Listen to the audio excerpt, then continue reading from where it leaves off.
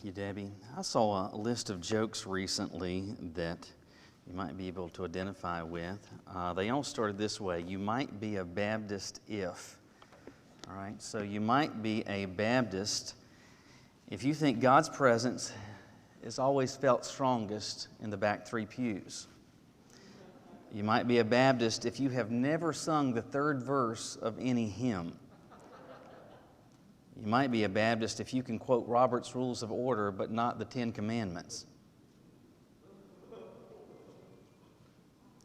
This is my favorite one. You might be a Baptist if you're old enough to get the senior citizen discount at a restaurant but not old enough to promote into a senior adult Sunday school class. Or you might be a Baptist if you clapped in church last Sunday and felt guilty about it all week. Well, all of those jokes have, I suppose, their genesis in an album that was released in 1993. And whether you knew the album or had the album or not, it's almost certain that you're familiar with it. It was produced by comedian Jeff Foxworthy. And it's crazy. That album was so successful, it went triple platinum, was number 38 on the Billboard Top 200. So the 38th most popular album in the country in 93 was a comedy album. But Jeff Foxworthy's shtick, you might be familiar with, was a whole series of jokes that started with the statement, you might be a redneck if. All right? And so you might be familiar with some of these. You might be a redneck if you list beginner's luck as a job skill on your employment application.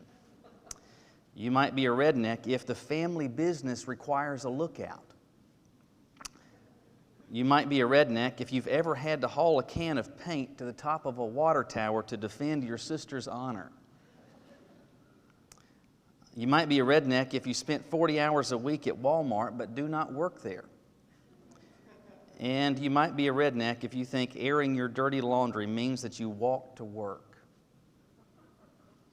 So anyway, some of those are funnier than others, and you're familiar, and there's a whole slew of jokes that work on that same formula, that you might be a this, if that. And most of the time, all these things are of little or almost no concern. Somebody calls you a redneck, big deal. Somebody calls you a Baptist, big deal. And so these things don't matter. But let me ask you this. If as someone that says, hey, I'm a follower of Jesus, if someone says, you, my friend, are a Pharisee, or if someone says, man, you are acting like a Pharisee, how would that make you feel? I mean, would you feel that that's a positive thing? Have they said something that is befitting you? Are they saying something that is a compliment?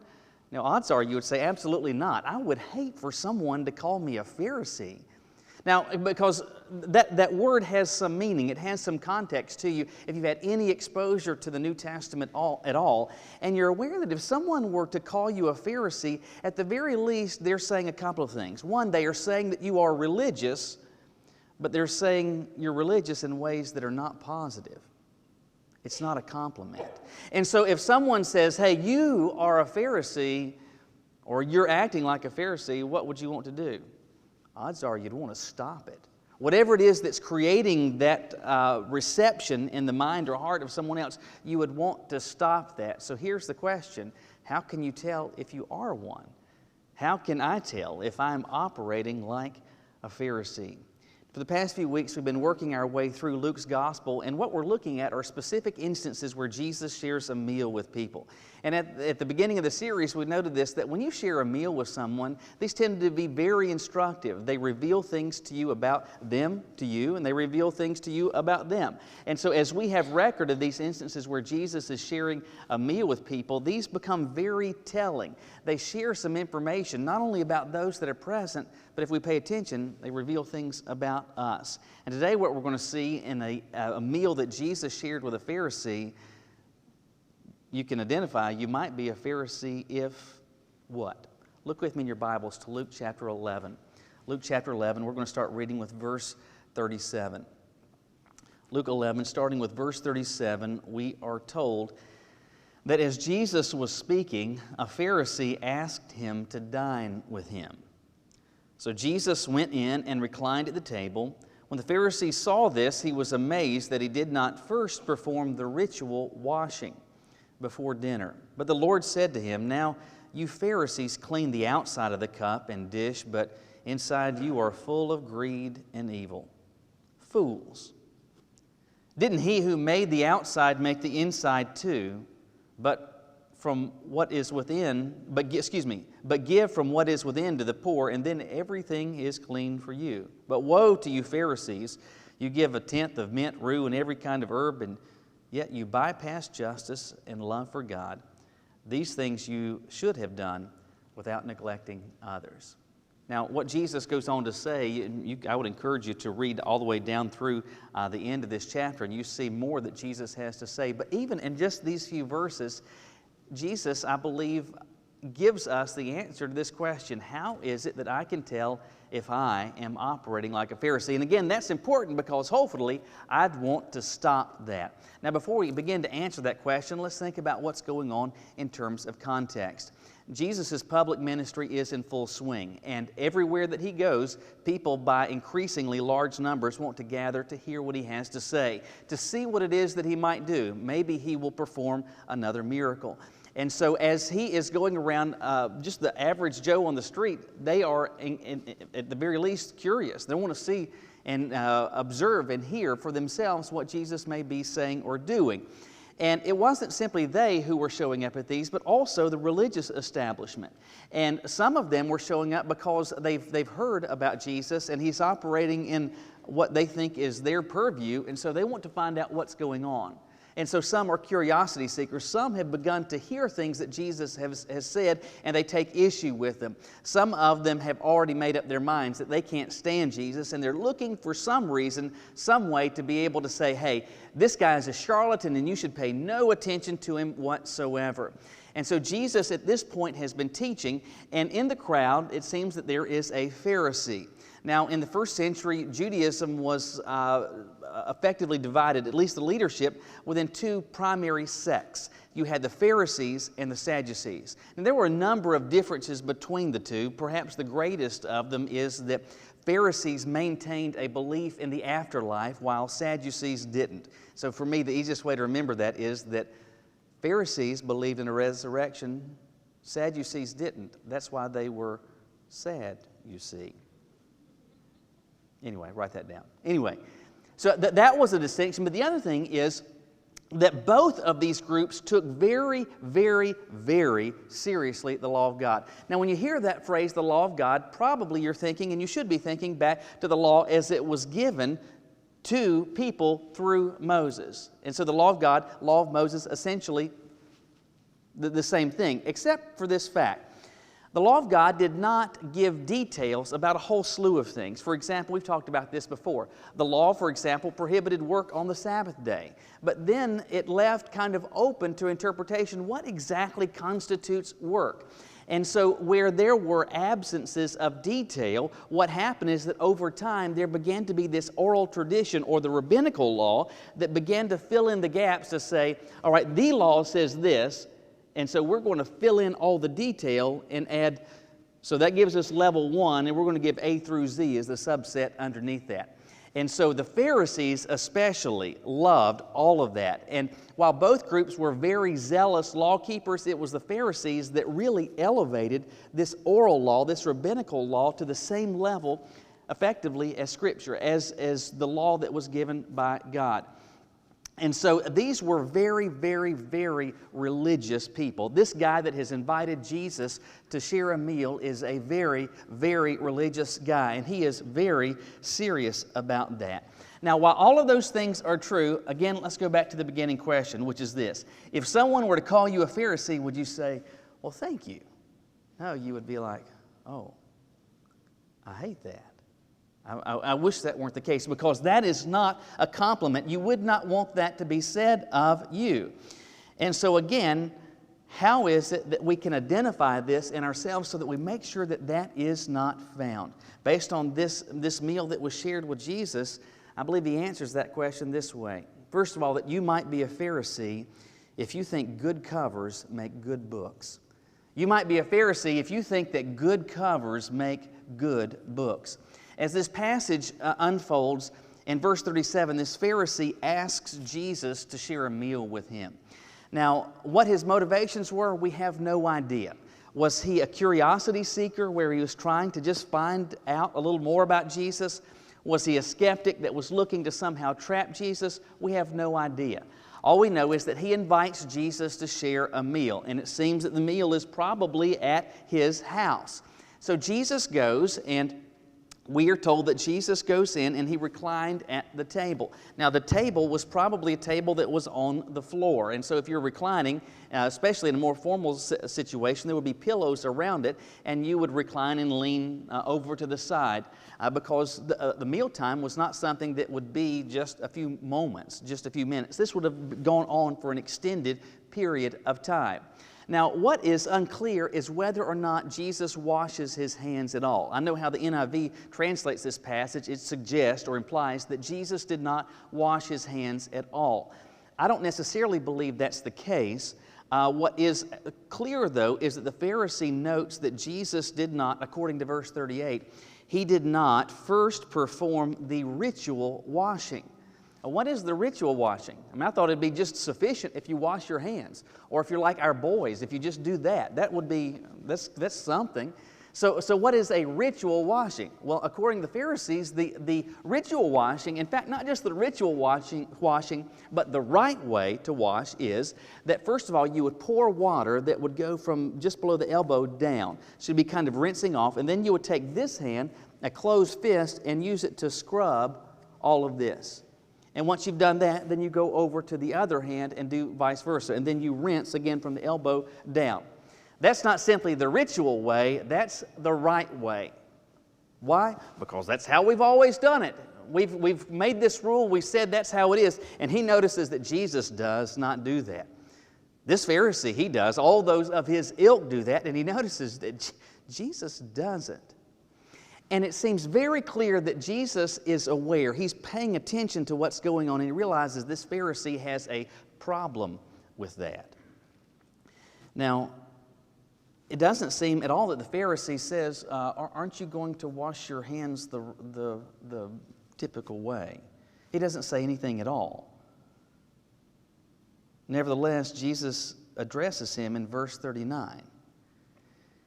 Have you ever had people that don't need to say something? They just kind of give you that look, and you just know what they're thinking. It seems that this Pharisee was one of those people, that he just, the look that he gave, that told Jesus everything that he needed to know. And that this guy, though very, very religious, was not just part of the group of the Pharisees, but he had the heart of a Pharisee. And so Jesus begins to respond to that in verse 39. And he says, you Pharisees, this is how you operate. You clean the cup, the outside of the cup, and the dish, but inside you're full of greed and evil. So imagine that you've got a coffee cup. And so what you guys do is that you wash the outside, but inside it's just full of just stains. Inside it's full of old coffee with creamer that has curdled. So that's how you're operating. And he's using a dish to represent their lives. And he's saying, you're really concerned about making sure that the outside is washed, and we got to do this the right way, elbow down, fist, we got to do that. So you're very concerned about that, but what's on the inside, you do not seem to care about at all. Put another way, it seems that you're operating under this premise, good covers, well, that makes a good book. Now, I was thinking about books based on this, books and book covers that over the years have caught my attention. In fact, and I've bought a lot of books over the years, but I would say there is only one book that I ever bought because of its cover. And it was written and released. In fact, I was anxious for it to be released. I was starting my senior year of high school. It was in 1992, and Max Lucado came out with a book called And the Angels Were Silent. I thought that was a killer title. And it's about the last week of Jesus' earthly life and ministry. And the cover is black, and there is a partial view of the earth, and then how the colors of how it does, the title, the subtitle, everything, I'm telling you, it just drew me in. And so as soon as that book hit the shelves, back when you could still buy a book in a Christian bookstore because they still existed, I got that book. And I was super excited to get this. I loved it. And again, the reason I bought it is because of the cover. In truth, since 1992, I have never recommended that book to anyone. Why is that? It had a great cover. It had an excellent cover. It had a killer title. It had a great premise.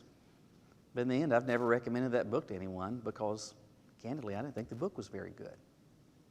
I don't think it added a whole lot to anything. I didn't care for it. It's not the worst thing I've ever read. I just didn't think it was very good. And so in the end, what matters? What constitutes a good book? Well, it's what's on the inside. It's what's on the inside that determines whether the book is actually good. The cover, well, it's decorative. It'd be nice to have a great cover, but in the end, what really matters is what's going on the inside. And you say, well, Michael, of course I knew that. I mean, did you have to go to school? Did you have to attend a class to figure that out? We all kind of know that that's the case, that what's on the inside really matters. It's strange that so many times we know these things, but we still operate with a differing perspective. We know that it's what's on the inside that counts, but yet we consistently and regularly demonstrate that the outside seems to matter more. And you say, well, Michael, how in the world could that be possible? Certainly that would not be me. Let me ask you this. Now, for those of you that are here in person today, first of all, let me say thank you for being here. Glad you're here. For those of you that are watching online, glad that you're watching at home. And it's likely, though, that some folks watching at home don't look quite like some of you seated here, at least in how you're dressed. But those of you that are here and you're dressed, you got up this morning, likely that you took a shower, that you washed your hair, that you soaked your teeth, that you did whatever it is that you had to do to get here. And so, but you've gotten dressed, you might have had to press some clothes, you did whatever you did to get here today. Let me ask you this. In terms of getting ready for worship, how much time was spent preparing the outside of you? You got that in mind? By contrast, how much time was spent preparing the inside of you? I mean, it's likely. It's more than possible. In fact, it's certain. I think if we're honest, most. All we did was prepare the outside. Why is that? Because we can understand and know the right thing and still not operate based in that. See, Pharisees understood, yeah, of course, and they would agree. The inside of the book, that's what makes a good book, yet they operated with the principle that good covers make good books, and that's false. That's false. It's what's on the inside that counts. That's why Jesus later said, these people honor me with their lips, but their hearts are far from me. And it's very possible to be very, very, very religious and to take a whole slew of rules very, very, very seriously, yet your heart be very, very, very far from God, operating under a completely false premise that it's the outside that counts, that good books are determined by good covers when they're not. You might be a Pharisee if you think good covers make good books. But he gives another litmus test, and I believe it's this. You might be a Pharisee if you think, I'm okay, who cares? You might be a Pharisee if you think, well, I'm okay, who cares? Who cares? Now, you're not looking, obviously, at what we read this morning, at the totality of everything that Jesus says. And you could continue to read all the way down through verse 52. Jesus goes on to go on a lengthy diatribe against how it is that the Pharisees are operating, castigating them that while they are very, very religious, these are people that on the inside, as it relates to God, they are completely checked out.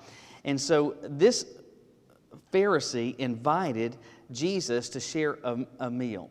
And this is a guy that his life would have very much revolved around what went on at the temple and in the synagogue. Every day would have been actively spent involving God and the thoughts of Scripture into his mind and reciting things and thinking about all of these rules.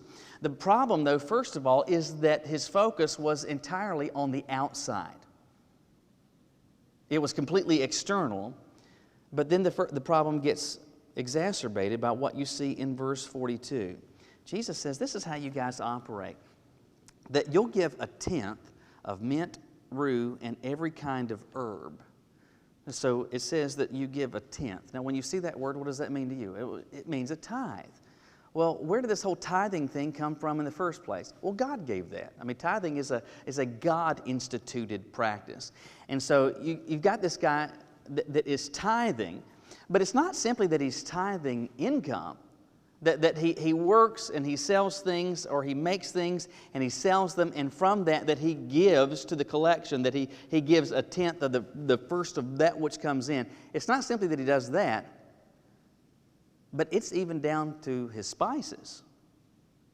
I went to Harris Teeter and I got a thing of pepper, and so there are 16 ounces of pepper, so I will put 1.6 ounces of pepper in the collection plate. I bought some mint leaves. I've got 100 of them, so I will be dutifully giving 10 of my mint leaves. And I've got some jalapenos, and I will gladly give 1/10 of all of my jalapenos. So everything, down even to the very spices. Obviously, Jesus is using hyperbole here. It's the intended use of exaggeration for effect. And he's saying that's how you operate. You and so many just like you are so concerned about this. Tithing even spices, but what does he say? At the very same time, you bypass. You completely skip. You go around what? Justice and love for God. You go around justice and love for God. Now, justice is a term that is used quite frequently in our modern American culture. Unfortunately, justice is a term that is being redefined by our culture as the word love has actually been redefined. So when this text uses the term justice, what exactly is in view? Well, let me just give you Michael's take on this, or my interpretation, or my definition of the word. That when we're talking about justice, that we are talking about that rendering to others that which they are due. So that how I deal with you, how I deal with others, that I am giving to them, I am rendering to them that which they are due. But when we are additionally talking about, as followers of God, acting justly towards others and demonstrating justice towards others, it is not simply that we are rendering to them that which they are due, but also that we are treating others, that we are viewing others, and that we are valuing them in the manner that God does. So that God deals with us justly.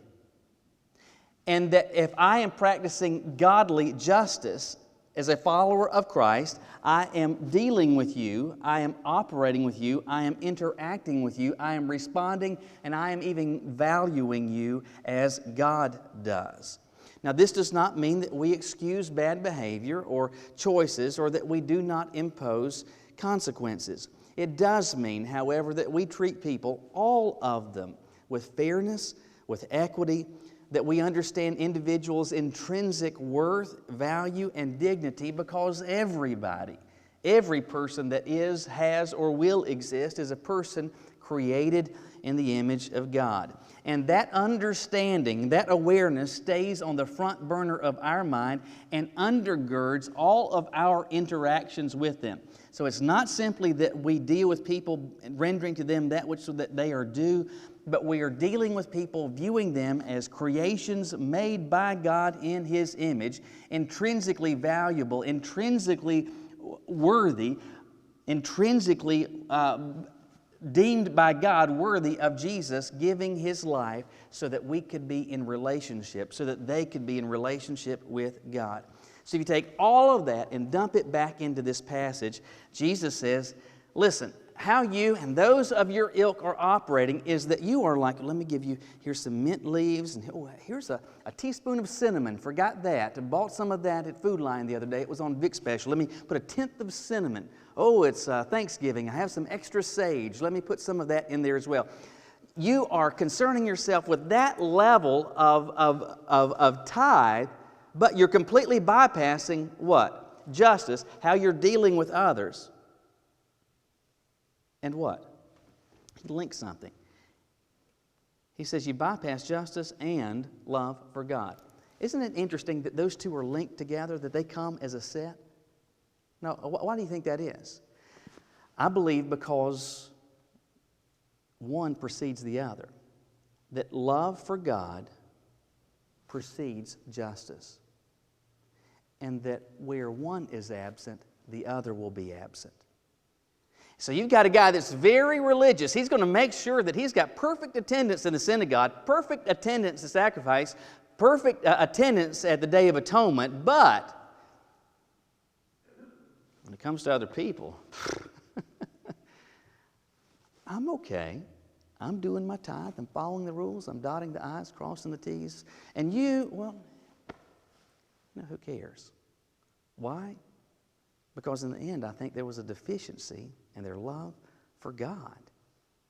On what basis would I say that? This past Thursday was my birthday, and I know you have that date circled on your calendars, and you have reminders set on your phone and all that stuff. And so, anyway, this past Thursday was my birthday. I had to go to Charlotte, though, on Thursday to preach a funeral for a young lady I used to pastor. 39 years old. The previous Friday simply did not wake up. Terrible. It's tragic. But the weather forecast Wednesday night going into Thursday was terrible. And I have never been so grateful and so glad for forecasters to get it wrong. But seeing what that was going to be, I was concerned whether I could get out of town on Thursday morning.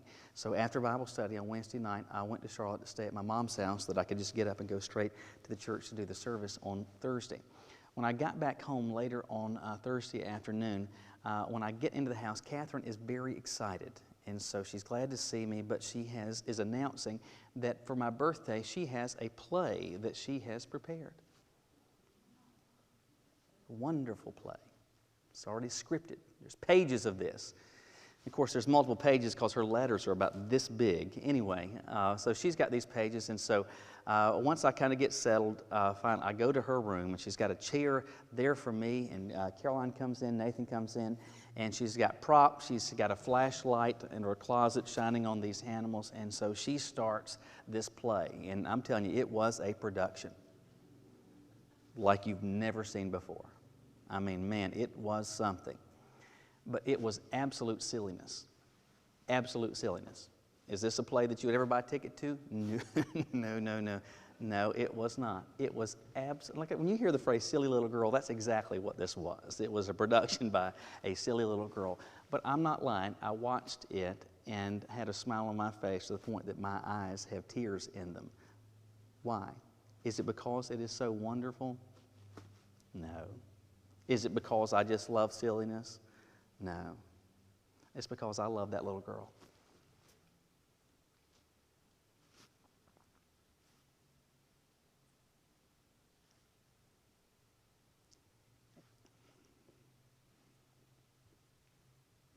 And she was doing something that mattered to me, that mattered to her.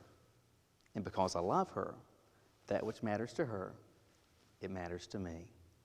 Why in the world do you think justice, which has to do with how we deal with others, is linked to love for God? Because where one is deficient, the other one will be absent. And when we really love God, we're going to care for those that He cares for. We're going to look at as valuable those that God views as valuable. I don't know about, and I realize it's tough to do this, and we get so frustrated with other people, and people can get on our nerves, and they can press all of our buttons, and they can do all of those things. But what we all do well to do is to remind ourselves that person that is getting on our last nerves, that curmudgeon DMV worker, is somebody that God looked at and said they were worth Jesus giving His life for them. That will cause them to matter to us. And when they matter, we will never be operating with the notion, well, if I'm okay, who cares? We will not bypass justice. Why? Because of our love for God. At the outset, I said this. If someone were to say to you that you are a Pharisee or that you are operating like a Pharisee, you would hopefully take umbrage to that. And you would say, man, I don't want to be that person. I don't want to be like that. Why in the world do you think the Lord has given us record of this interaction, these characteristics? Why did He ensure that we could have that? I think so that we could identify whether that's found in us, so that we might say, Lord, I don't want to be like that. Will you help me? Will you bow your heads with me? You might be a Pharisee if. Now, we've looked in this passage and seen a couple of ways that that's been answered. And it's possible just in walking through that you might have felt, at least in some small way, like you were looking in the mirror. And I don't mean to beat you over the head at all. I don't want to. But if you see that, if you feel that, I hope you realize that that's a problem. If you're a follower of Christ, it ought not be that way. It shouldn't be that way. But if it is, God can help that to change. But it's going to start by rekindling your affections. It's likely that you've grown distant in your relationship with the Lord. You've gotten further away. That doesn't mean that you've been less religious, that you hadn't been attending or hadn't been tithing. You could be doing all of those things, but your heart's still very, very far from the one who gave His life for you. As I'm talking, would you begin even now to say, Lord, help me to see if that's me? If it is, will you follow that up by saying, Lord, will you help me to change? I don't want that to be this way. Will you show me, will you burden me about making some steps back towards you? Will you help me to feel towards you like I used to? It's likely as you ask that, the Lord's going to help you see some junk that's present that needs to get out. If you're here, though, or if you're watching online, and you may say, you know what, I cannot say with any certainty at all that I have a personal relationship with the Lord, will you allow us to help you with that? If you're here in person, see me, see Jamie afterwards. We can help you. There are others that can help you. If you're watching online, will you reach out to us? Will you contact us? And I promise you, we'll help you experience it.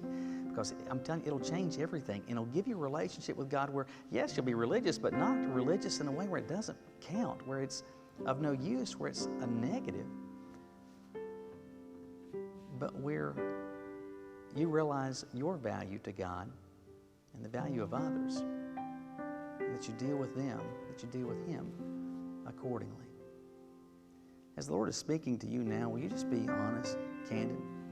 Take these moments just to say to Him what He's encouraging you to say right now.